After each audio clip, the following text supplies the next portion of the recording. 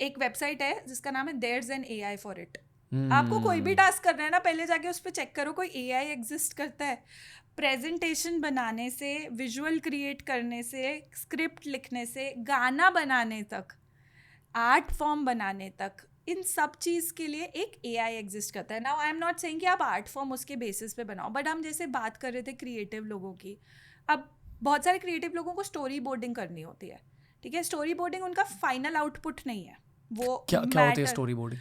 मतलब essentially let's say अगर किसी को कुछ शूट करना है या कुछ मूवी शूट करना है, तो बेसिकली अंडरस्टैंडिंग कि कौन से सीक्वेंस में चीज़ें होंगी, इस चीज़ के लिए लेट्स से उन्हें कुछ बनाना है या एनिमेशन बनाना है, उसके लिए कुछ बनाना है, आप AI को यूज़ करके बहुत क्विकली बना सकते हो अपने थॉट को स्ट्रक्चर करने के लिए अच्छे से.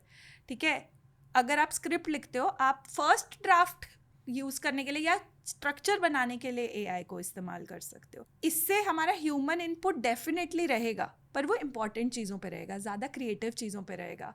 हम और ज़्यादा उसको आइटरेट कर पाएंगे. तो सिर्फ ChatGPT या परप्लेक्सिटी, जेमिनाई, ग्रॉक, इनको मत यूज़ करो. जो स्पेसिफिक AIs भी बने हुए हैं चीज़ों के लिए, कि मेरे को स्कूल के लिए स्लाइड शो बनाना है, एक्सप्लोर करके देखो कि gamma.ai पे कैसा बन सकता है.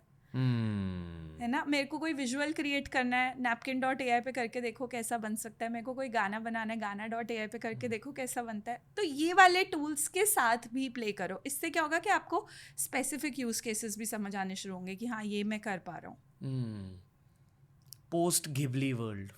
हाँ, घिबली तो अपने आप में काफी बड़ा कॉन्वर्जेशन रहा.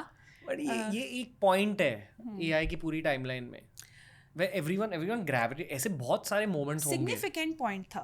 क्यों? रणवीर, बिकॉज एक बात तो ये थी कि एकदम से बहुत लोगों ने अडॉप्ट किया इस स्टाइल को. इस वजह से उन्होंने बहुत सारे ये AI टूल्स यूज़ करे जो विजुअल टूल्स थे. पर इसकी वजह से बहुत ज़्यादा कॉन्वर्जेशन स्टार्ट हुई कि अरे कोई एथिक्स की बात ही नहीं कर रहा है, कोई बात ही नहीं कर रहा है कि किसी के life time worth of effort था ये उस आर्टिस्ट का, जिसमें कि उसने मेक श्योर किया था कि ढंग से बने. एक 30 सेकेंड के विजुअल को बनाने के लिए 4 महीने लगाता था स्टूडियो गिबली. क्यों लगाता था? वो इसलिए थोड़ी लगा रहा था कि आप कोई सिस्टम आके उसे लर्न कर ले. एक स्कूल ऑफ थॉट ये बोलता है, एक टाइप ऑफ लोग ये बोलते हैं. दूसरे टाइप ऑफ लोग ये बोलते हैं कि अगर कर लिया लर्न तो imitation is the biggest form of flattery, तो आपको प्रॉब्लम क्या है, उसे इमिटेट करने दो. तो ये वाली जो कॉन्वर्जेशन थी ना कि ओनरशिप किसका है, कुछ गलत हो जाए तो लाइबिलिटी किसकी है.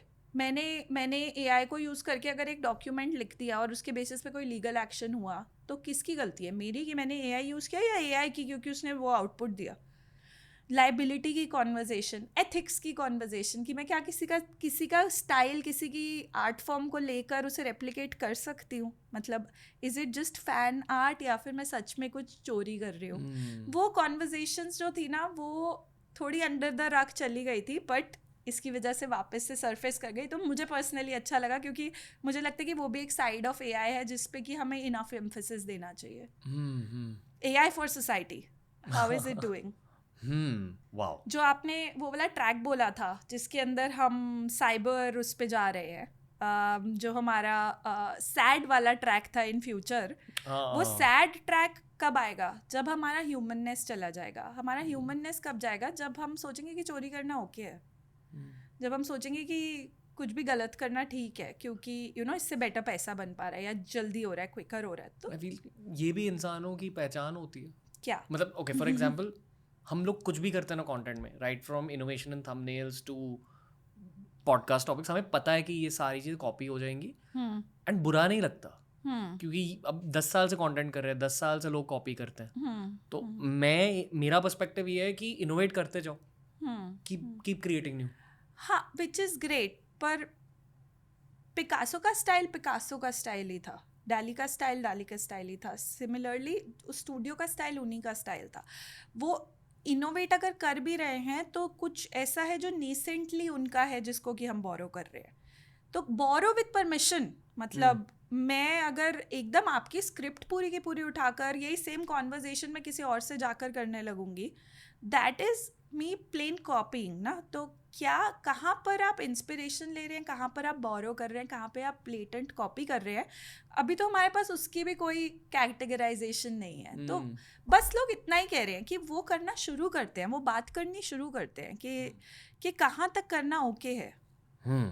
ओके